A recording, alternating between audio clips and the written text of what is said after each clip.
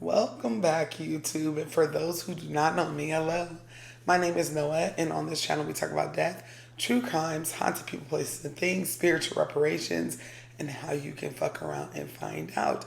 If you are not subscribed here, subscribe, bestie. Turn your notification bells on. If you're not following me on TikTok, Facebook, and Instagram, please follow me there as well. Before we start today, I do apologize for this deep ass baby boy voice. I am on a lung detox of Mullein and Breathe Deep Tea, which has a bunch of lung detox herbs in it, and I sound like somebody's stepdaddy, so just bear with me. Also, I wanted to thank all of the people that booked the Bali trip for July of 2025. We are having a blast in the chat on Discord, and we're getting everything all set up. We do have a small number of spots left, so if you're interested in traveling with me to Bali, then go ahead and book your spot. Like I said in my previous videos, you ain't got to pay for it today, but at least reserve your spot. I also wanted to remind you guys that I do have a live podcast that I do every Tuesday. It is the Calls from Beyond show. I am going to be linking it down below. And I want to thank everyone that call in or just are there for support and listen to all of the creepy cryptic calls coming in live. If you would like to call in or just listen live at 5 p.m. Pacific Standard Time, 7 p.m. Central, and 8 p.m. Eastern Standard Time. The show is usually around 3 hours long, and we have a ball. A time is always had. So if you're interested, go ahead and subscribe to Calls from Beyond. On today's episode, we will be exploring possession. Okay, and when I say possession, I mean people that are believed to be possessed by low vibrational D words, entities, what have you, or people that have experienced these type of energies. And as always, we will be watching some TikToks just so that we can get a better idea. And I will be tagging all of the creators down below. If you love their content, go ahead and give them a follow. This first creator goes by the handle Electra Soul 444, and she's giving you a little bit of advice as someone who has witnessed possession firsthand. As someone who has real deal witnessed a real life possession before, there are a few things I can tell you about it. For one, y'all know how in the movies, whenever someone gets possessed, they look like this or like distorted as fuck, like their eyes are sockets and their mouth is huge, like really scary shit. I'm gonna tell y'all right now that that doesn't happen. Like physical appearance changes due to the possession doesn't happen. As the only case for an appearance change here would be if you're really depressed, because that's what possession does to you. It can make you feel really, really depressed. And in that case, you lose sight of who you are, like you stop taking care of yourself. That's you. Yes, it's because of the possession, but it's not directly because of it. Another thing here is that not everyone who gets possessed starts speaking a different language. You can definitely end up speaking a different language if you're possessed by a spirit or a demon that speaks a different language, but that's not always the case, although I have seen that happen before. The next thing is having superpowers like crawling up walls and shit doesn't happen. It is possible that the person who is possessed would become stronger due to the spirits working through them pretty much, but in any other case in which walking up walls, I don't fucking know, flying, all that stuff, like it really doesn't happen like that. Unless again, the spirit is extremely strong to the point in which shit goes down, but in that case, it's really just that, in the case that they just become a lot physically stronger, but that's about it. Something else that happens when it comes to someone being possessed is that they become extremely tired, like sleeping all the fucking time. Y'all know how in like horror movies, the person who's usually possessed is probably sleeping 10 out of 10 times because they're extremely tired in the film? That's true. They definitely do feel really tired and drained because of the spirit taking over their body and their essence, their energy. Like keep in mind that if a spirit is possessing somebody, it's literally taking up their energy, like it's eating them alive from the inside out. So sleeping is definitely common, and the next thing is also finding bruises and scars all over your body. That's another thing that definitely does happen here. In the movies, they usually portray that the person who is possessed eventually ends up having like a bunch of scars and like bruises all over their body. It's because the spirit is trying to weaken them. The reason for this is because when the host is physically weaker, the spirit feels like it would be strong enough to control that person. Thus why they're feeling extremely tired, and they're also finding all those marks all over them. In the movies, they show the people who are possessed usually eat like fucking pigs, always starving, looking for something else to eat, things like that. I will say that that's kind of biased, like it really depends on the person. But in my case, the person didn't really want to eat that often unless they were under possession, which was fucking scary. Imagine only knowing that that person wants to eat whenever that spirit kicks in, like, bitch, I'm hungry now, let's go eat. Like, absolutely not. It's ridiculous. But that overindulgence of food definitely is real, but it definitely depends on the person. Oh, and holy water does work. It is their worst nightmare. Debunked. I can honestly say that I've heard so many different versions, stories about possession, and everyone says something different. So there's no cookie cutter version of how a person acts or what happens during demonic possession.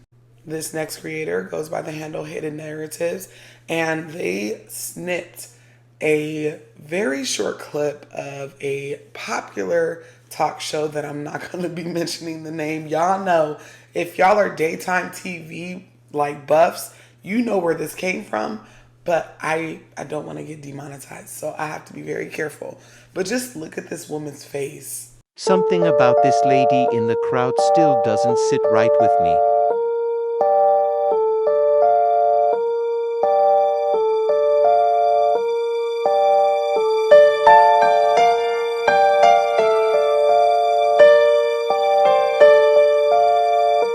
Am I saying that she's possessed? No, but her faces were giving very much so weird. These are the faces that one would experience when they are possessed. But I'm not saying this lady is possessed. I don't know. She just was making some really weird faces that made me and the creator and about 12,000 other people uncomfortable. This next creator goes under the handle Your Fellow Arab, and he's walking on the street, just minding his business, recording, and he comes across a person that looks very weird. Hi. What the? That dude's possessed. I didn't want to look at him because I thought he was like, mental issues. His head was like 180 degrees turning with me. All right, so I know I'm 30 something. I'm 33. And I attempted to do what this man did with his neck, and I could not. That was weird. And like I said a little bit before, possession looks different in every person.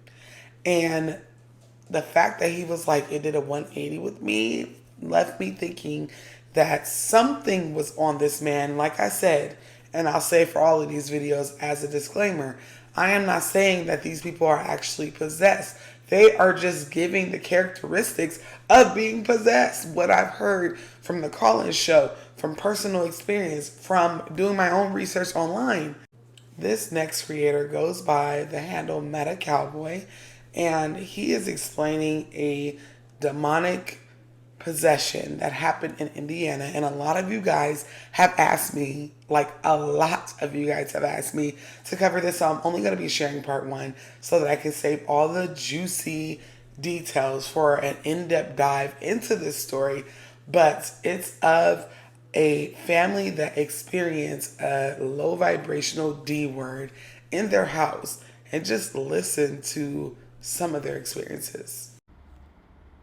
In Indiana, a little boy was possessed by a demon and walked up the wall backwards. So this reaction video, this series, is going to show the accounts of a Catholic priest who was involved, the news were involved, and also CPS, Child Protective Services. Last night, we told you about a 9-year-old Indiana boy who apparently was doing some very shocking things, so much so that exorcism was involved. The Indianapolis Star, that state's biggest newspaper, is heavily covering the story, and a captain in the Gary, Indiana Police Force, Charles Austin, says the situation is credible. That is incredible. Joining us now from Chicago, Father Michael Maginot, Catholic priest, who has been dealing with the situation. So, Father, I want to keep this fact-based. What you know, what you saw, what you did. Start with the boy. What do you know about him? Actually, I have never met any of the children. The first time I heard about the incident was when, just after the boy walked up the wall backwards. There was a furor there, people running out, calling for the police, security, the chaplain. He called me. I was in my parish conducting a Bible study class, and I got the call because I was on call for the Catholic priest chaplain who was off at that time, and they called me in to do an exorcism. And I said, let's somebody stop standing in that you window. there. Did you see it? Exorcism is a very rare and serious thing that the Catholic Church, and you have to go through a lot of hoops to get it approved, to get the people in. It disturbs me a little bit that the boy involved, and this is according to the newspaper and other eyewitnesses, was doing incredible things like walking up walls and things like that. But you yourself never talked to the boy. Why not? He was scared. Well, when I went to do the interview at the home with the mother and the grandmother, it was a 4-hour interview. And the first 2 hours were basically just getting information of all the occurrences and phenomena that was surrounding everything leading up to that incident at the emergency room in the hospital. The problem I'm having with this is, number one, scared. you didn't see the boy. I think You got to cast that demon out in Jesus' name. He didn't know how. In a tough way now in this country. Exorcism is a very serious thing. Very, very serious. I understand you got permission from the bishop in your diocese to do this. But it just seems to me that the story is not solid enough to go public with it. And there are a lot of people watching right now that say this is more mumbo jumbo from the Roman Catholic Church and no credibility here at all. Would you answer that?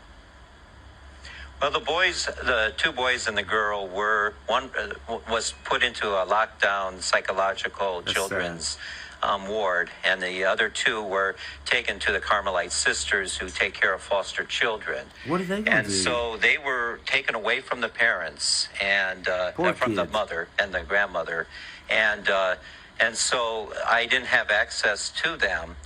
And I discovered in the investigation that the mother was also possessed. Mainly at the very end, I put the crucifix on her forehead and she began to convulse. As a Catholic priest for many years, you believe that there is something unworldly involved with this family.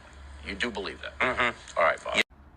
So there you see, the whole family was possessed. The Catholic priest was afraid. He didn't know what to do. You got to cast those demons out in the name of Jesus. You got to have your authority. But if you don't have a relationship with God, bro, you'll be afraid too. So I'm going to do part 2. It's going to give a little bit more detail about what happened. Comment below and click follow. Let's go.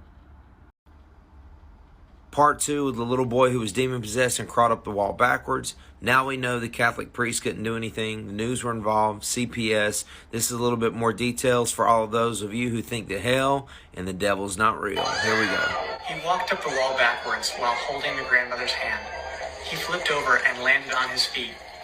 Those are words written in an official Department of Child Services report on a family who claimed to be possessed by demons. How could a 9-year-old boy walk up a wall backwards? That and other factors made this exorcism case international news when the Indianapolis Star newspaper released a story where more than a dozen interviews with DCS personnel, psychologists, and 3 different police departments spoke to the authenticity of these phenomena. In this video, I will share the details directly from the DCS and police reports, address the merits of what skeptics have said, and more. First, exorcisms have been sensationalized and led many to dismiss them. Dr. Richard Gallagher is a board-certified psychiatrist, a psychoanalyst on the faculty of Columbia University, and a professor of psychiatry at New York Medical. He graduated from Princeton and had a psychiatry residency at Yale. He has this to say about exorcisms. We all have to be open to considering that there's something more here. And if you just exclude all these people and say, well, they're all psychotic individuals or something, they're never going to get the help they need. This man is endorsed by a past president of the American Psychiatric Association, and his words speak to the authenticity of demonic possession. Gallagher has spent 25 years assessing patients to rule out psychological disorders prior to recommending exorcisms. While these are real, exorcist Chad Ripperger says, the number of people that actually come to us that actually are possessed, it's only 0.5%. So less than 1% of the people. Oh, wow. It doesn't mean they don't have other diabolical issues, but it's less. So these are rare, but do happen. And this is a case where it is documented with nearly 800 pages of medical, psychological, and official records that the Indianapolis Star reviewed for their story. For a full overview, click the link here. After investigating the details of this case, the chief of police for the Hammond Police Department said this about the situation. I went on the investigation, like I said at the very beginning, thinking that it was a hoax.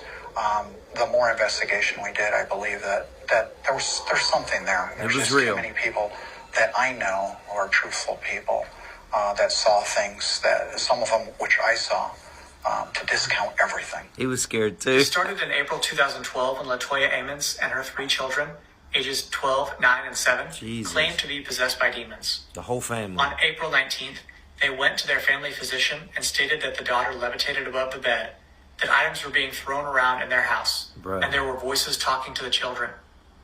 Their doctor said, "I was scared myself when I walked into the room." Medical staff witnessed the 7-year-old who was lifted and thrown into the wall with nobody touching him. He passed out, 911 was called, and they were taken to the Gary Methodist Hospital campus. DCS Family Case Manager Valerie Washington was assigned to the investigation. The official DCS report states that later that evening, the 9-year-old walked up the wall backwards while holding the grandmother's hand, and he never let go. He flipped over and landed on his feet in front of the grandmother and sat down in the chair.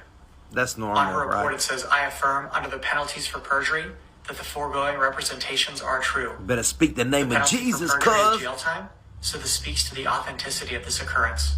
Count is consistent. When he did walk up the wall before my eyes, he could not remember doing it 5 minutes afterwards.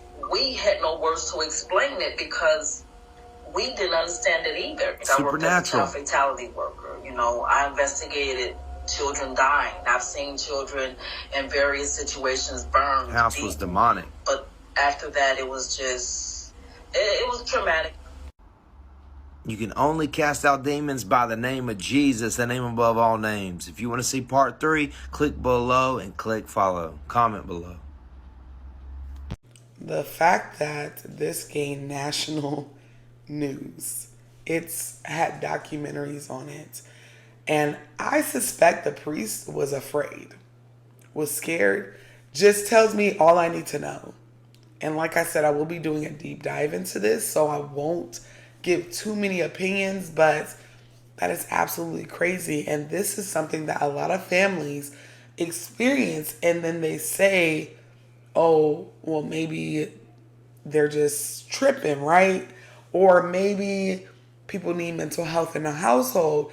Maybe it's just a demon. Maybe it's just spiritual. But like I said, we'll get into it a little bit later. This next clip comes from an account called Scary Box, and it shows the real life interview of a little girl and her sister and how they were possessed. This was turned into a feature film. Again, not trying to get on the bad side of YouTube, so I will not be disclosing where it came from. I have been on punishment with them. But y'all will know once y'all look at the girls, and if you follow the creator, you'll know exactly where this came from. I wonder, do you think there's anyone there just now? Yeah, I do. Who's that? What? Who's that, Janet? Pardon? Stuart Certain. Stuart Certain, and he's one of the voices? Yeah. Why do you think he comes and speaks through you? To annoy us. Does he ever say anything nice? Well, don't know really. Shall we try and speak to him? No. We'll see if he'll speak to us. Yeah. Is anybody there? No. Who's there? Doctor Who. Doctor Who?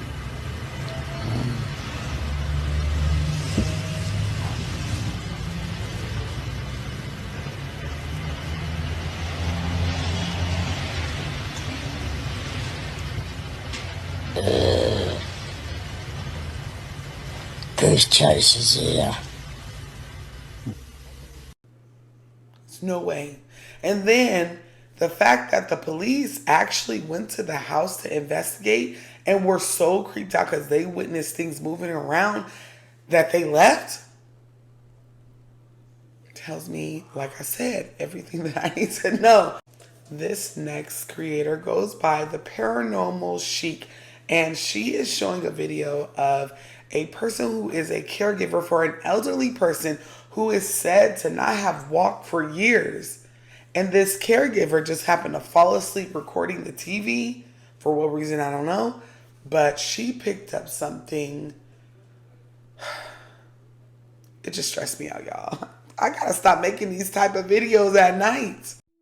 The following footage is from a caregiver by the name of Hillary. Her client is a bedridden woman who hasn't walked in years. As she was sitting on the sofa watching TV late one evening, she dozed off, and her phone continued recording. And what she captures is utterly terrifying. But my question is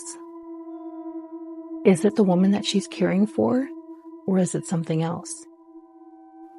And listen very closely. You can hear it.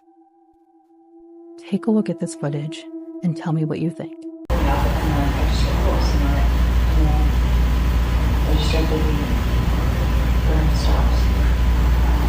That's covered. Jamie never answered, so you have to know where she lives.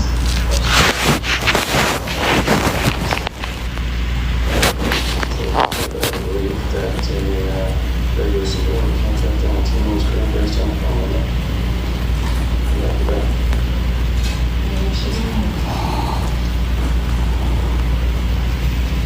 Text that cop. Okay. Message. Are you home?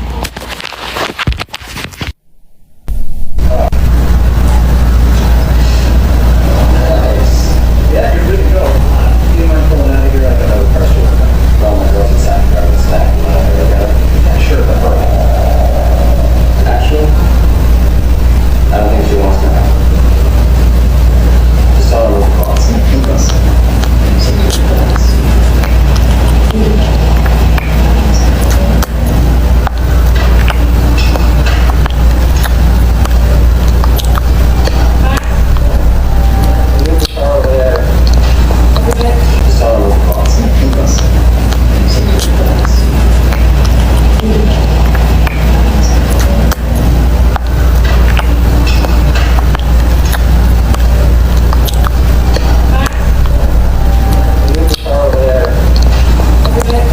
It is currently 1:35 in the morning. When I say I'd be sacrificing my mental peace for y'all, because that scared me. And her caregiver claims that it had to have been some type of spirit on this woman to make her get up and walk. It has been years since she walked. How many other times has she fallen asleep on the couch, or they fallen asleep on the couch, and this lady was just up roaming the house? This is what nightmares are made of. This next footage comes from an account called Chilled and Disturbed, and it is allegedly of a Polish woman who was fucking with a Ouija board. I've told y'all to leave them Ouija boards alone. So somehow, some way, she starts losing her shit, and the Polish police show up. And babe,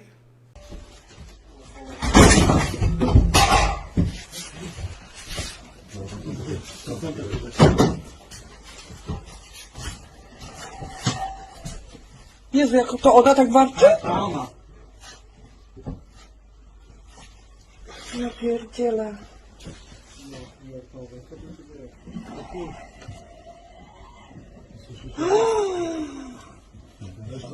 Kurwa, tak? No, totalnie. Pierdolę, ja dostaję tylko 5000 zł, kurwa, pensji.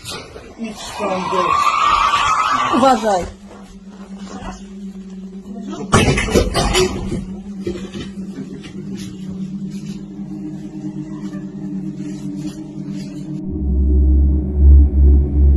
Kamila! Kamila!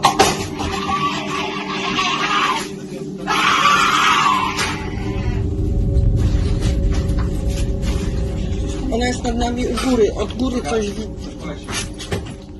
Znamiony byśmy się zamienili pozycjami, to moglibyśmy to sami zrobić. Odsuń się i Nie? można. Go łeb, kurwa. Drut ma jakiś.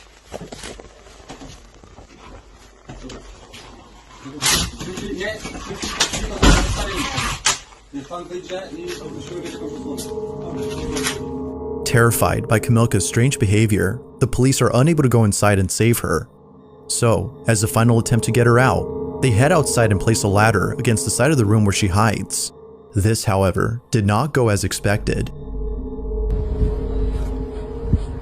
Milka!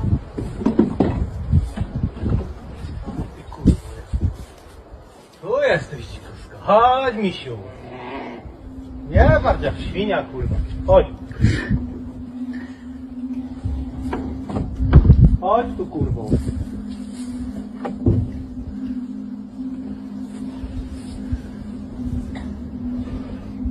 No chodź tu. Chodź tu, Kamilka. Kamilka, tu też cię widzę. No nie czołgaj się. Kamilka.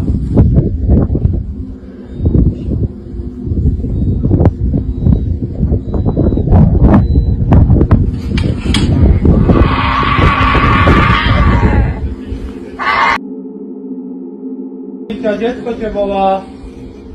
Kamilka. Wiktoria cię woła. Not the policeman saying, I don't get paid enough for this shit. Did y'all hear that growl? Did you hear the gasp of the paramedic that was trying to help her? Did you see the footage of her? I'm watching SpongeBob after this. This next footage comes from an account called Two Piece Elohim, and it just shows you how quickly a spirit, whether it be high vibrational, low vibrational, can be transferred from person to person.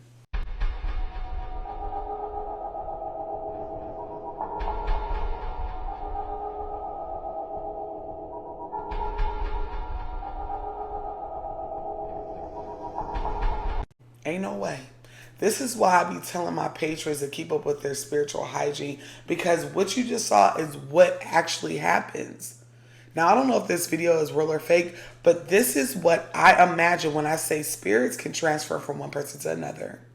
This next clip comes from an account called Virality Paranormal, and it kind of focuses on those little girls from earlier. I didn't want to put the two clips together because, like I said, YouTube be YouTubing, but just watch some of the things that went on. This is real footage of Janet Hodgson levitating. Oh my God. The levitation of those girls. They would levitate. I think people thought at first that I was doing it deliberately. So tests were done. Mr. Groves filled Janet's mouth up with water so she couldn't speak, yet still the demonic voice came out of her mouth. Here is the real recording. Ed, no. No, hold your leg on me on the bed. No, give me. No, the wrong person. Do you think there's anyone there just now? Yeah, I do. Who's that? What? Who's that, Janet? Pardon? Stuart. Sam. No one could fake something like that. They'd have to be a very good 11-year-old actor. Was Janet faking it, or was she really possessed by a demon? Now, before y'all even say anything, because I know it's coming, because if you are a horror movie buff or a spooky girly or boy, y'all know where this little girl came from and what movie I cannot say on air, but Ed and Lorraine Warren are known to embellish stories, but it does not mean that all of their experiences are fake. It just means that they were chasing a bag and embellishing to the point where movies, years and years later, could be made about their experiences. This next photo comes from an account called Sharp AI, and before y'all even get on my neck, it's not that the photo is AI, it's that the creator cleans up old photos and uses AI to do them, so you can see the facial features and all that good stuff. So this next photo is in 1961, and it's of two women and a nun that kept coming to their house randomly. Look at the photo, y'all. Is this a case of possession? This photo was taken in 1961 at a dinner party. Let's enhance it with sharp AI. The two women reportedly said the nun had been acting strange all night and had kept staring at the painting above their heads. The two women look perfectly normal in the photo, but the nun, her face looks distorted. Her eyes are empty, and yet she's staring at the camera. But after that night, the women sold the house, as unexplainable things had started to happen, and the nun was never seen again. This is why y'all gotta be careful of who y'all let in y'all domain. Okay? In your house, apartments, flats, wherever y'all from. Y'all have to be very, very careful because everybody don't have good intentions. This reminds me of a certain movie with the same type of character. I'm not saying the movie. I'm not getting in trouble. But y'all know what I'm talking about. It's a movie about a woman that has the same line of faith as this woman. I'm sorry if I'm looking off to the side because it's right here in my face. But people just don't picture the way this lady pictured. They don't photograph the way this lady photographed. Y'all be safe. Stop letting anybody, missionaries, whatever. Stop letting people in your house. This next video comes from Scary Video 786, and it is of a man recording at a church, and he happens to pick up something that looks a little bit odd. He was at church recording the choir when he sees this. A woman by the name Mariana explains that her father has sent her a video watching the church choir, and that while watching the video, she noticed something straight out of a nightmare.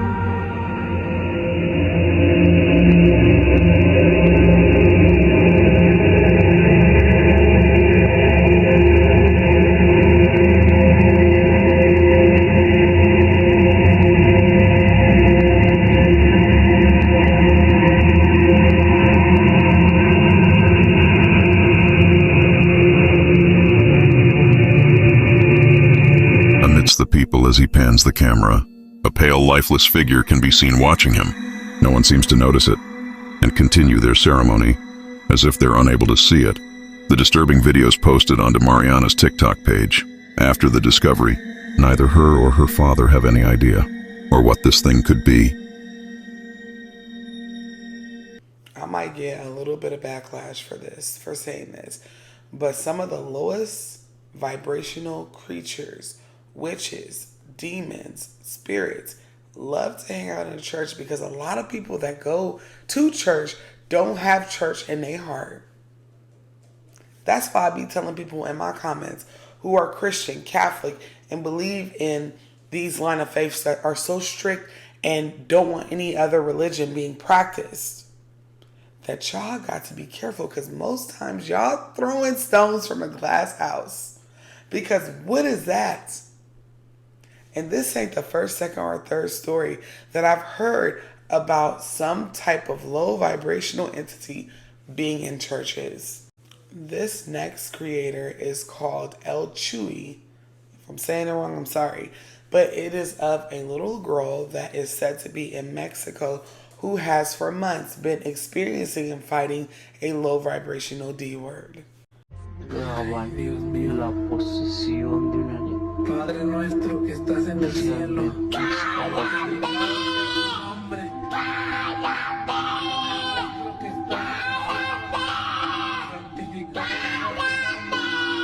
Venga tu reino en el cielo. Padre nuestro. Padre nuestro.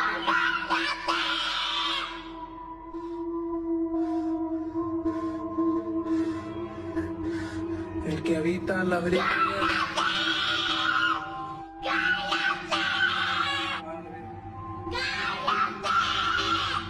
El que habita.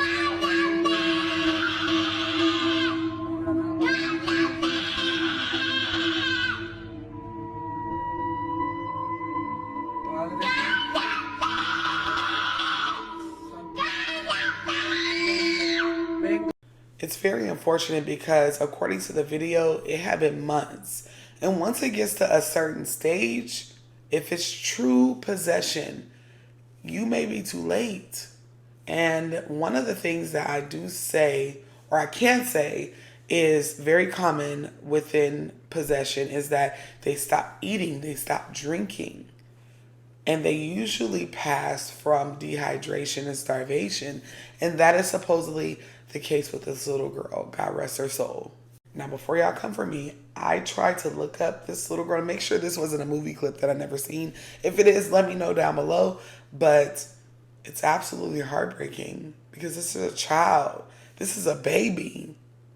This last clip covers the exorcism of Annalise Mitchell, and I've covered her on my TikTok. I'm not gonna put the video here because for some odd reason I can't find it, but a creator by the name of Khalil Storyteller is going to give you all the details of this exorcism, and this also was turned into a movie. Some people who were on the fence were like, oh, she already had mental health issues that led to this, but I literally deep dived in this, and to me it sounds like absolutely possession. How did this become this and then become this? Get your popcorn. Hi, I'm Noah. I am a spooky spiritualist, and on my page we talk about death, spiritual reparations, haunted people, places, and things, true crimes, and how you can fuck around and find out. If you are not following me here on TikTok or subscribe to my YouTube channel, I highly recommend that you do so now. Before we even start this story, I would like to put out to the universe, my ancestors, and the Most High that I do not claim any of the energy that I'm going to be recounting in this story. If you have been following me for a while, you know I don't even like to say the D word. Ever. Not in my house, at least. So I did pray up before I even did this video. And I do have on my evil eye necklaces, my layered necklaces, my earrings. If you want to copy one of these to stay protected, I'm going to go ahead and put the link within this video. Annalise Mitchell was born in Germany in 1952. She was a devout Catholic, well-liked, and very, very faithful in her religion. She lived what seemed a normal Catholic girl lifestyle, going to church, going to Catholic schools, Catholic colleges, and all that good stuff. But something changed when she turned 16 years old. When she turned 16, she started experiencing bouts of unconsciousness, staring off into the abyss. It was super weird what she was going through. And her friends even recounted some of the times where she would be found just in a trance-like state, not really aware of everything that was around her. And then when she would come to, she wouldn't remember anything. Annalise would tell her family, friends, her priest, that she felt like something was weighing down on her or laying on top of her that was trying to suffocate and suck the life out of her. Of course, Annalise went to a physician, and the physicians were a little baffled as to what was going on with Annalise as well. So instead of thinking of different possibilities, they diagnosed her with epilepsy, which would have made sense seeing how her episodes went from staring off into the abyss to her having full out like seizure-like movements to her body that were a little scary, because some of the contortions her body would go into was unhuman-like. While they were running the test, after each episode, her brain waves, her brain scans would go completely back to normal, which was not normal for someone who was epileptic.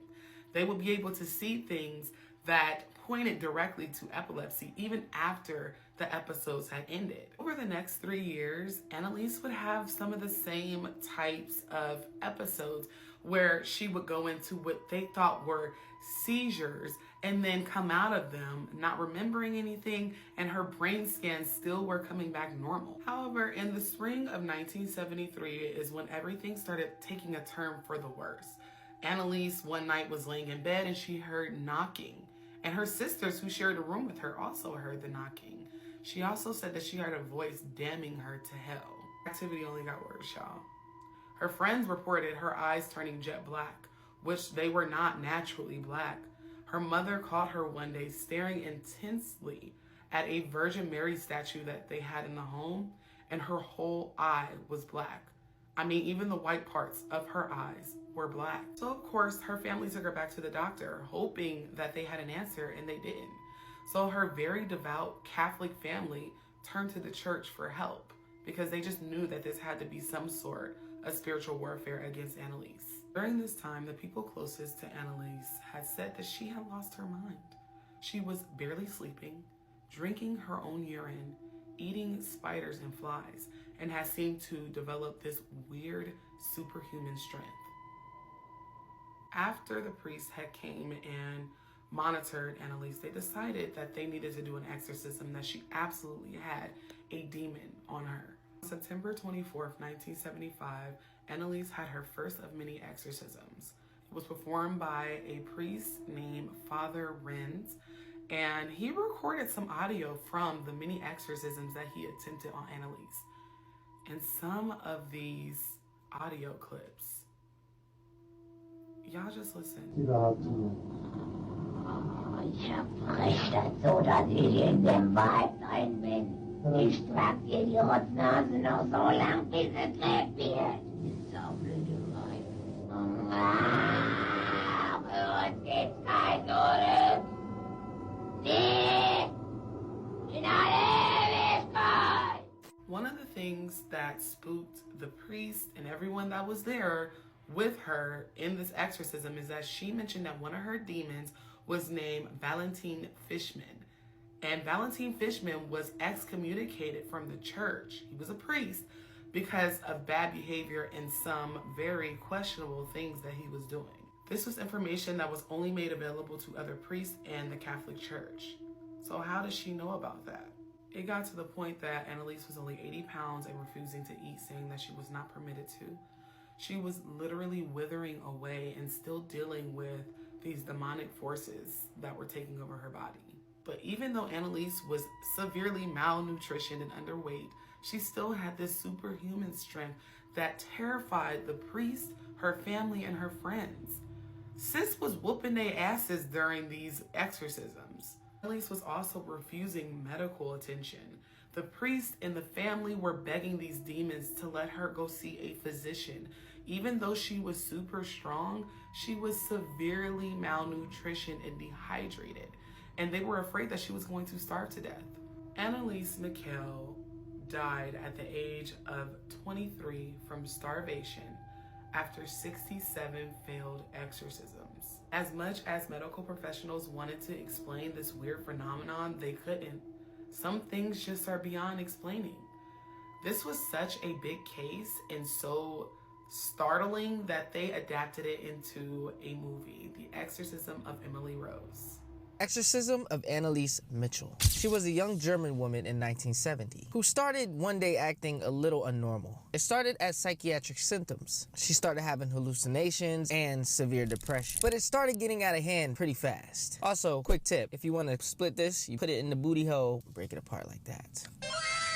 Her family, who was religious, believed she was possessed by nothing other than evil demons. So they got 2 Catholic priests to come in and handle things. Annalise went through 67 exorcisms in the span of 10 months. And I have the audio. But before I show you, please type "Lord protect me" in the comments, just in case.